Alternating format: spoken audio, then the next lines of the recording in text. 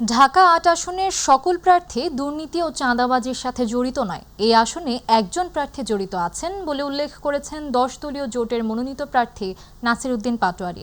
রবিবার ফকিরাপুলে তাঁর নির্বাচনী প্রচারণা অফিস উদ্বোধনকালে তিনি এসব কথা বলেন আগামীর সংসদে যাতে কোনো দুর্নীতিবাজের জায়গা না হয় সেজন্যই জনগণকে তার কথা জানানো হচ্ছে। নির্বাচিত হলে হাদি হত্যাসহ সকল রাজনৈতিক হত্যাকাণ্ডের বিচার করা হবে জানিয়ে তিনি বলেন, সামাজিক পরিবর্তন ও সকল পেশিশক্তি কাঠামো ভেঙে দেওয়া হবে। এ সময় তার নির্বাচনী ইশতেহারে কি থাকছে সেই সব বিষয় নিয়েও কথা বলেন তিনি। আমার সেই জায়গায় প্রশ্নটা হলো, পার্লামেন্টে হলো সৎ দক্ষ যোগ্য লোক যাবেন।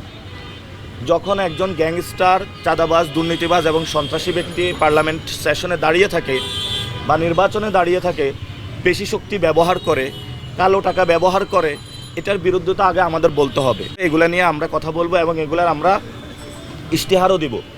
সো এটা খুবই ক্লিয়ার। আমরা এতদিন ক্যাম্পেইন করেছি রাজনৈতিক সংস্কৃতি পরিবর্তনের, সংস্কারের জন্য। এখন আমরা পার্লামেন্টারিয়ান মেম্বার হিসাবে জনগণকে আমি কি দিতে চাই সেই জিনিসটা হলো ইনশাল্লাহ আজকে থেকে বলা শুরু করব।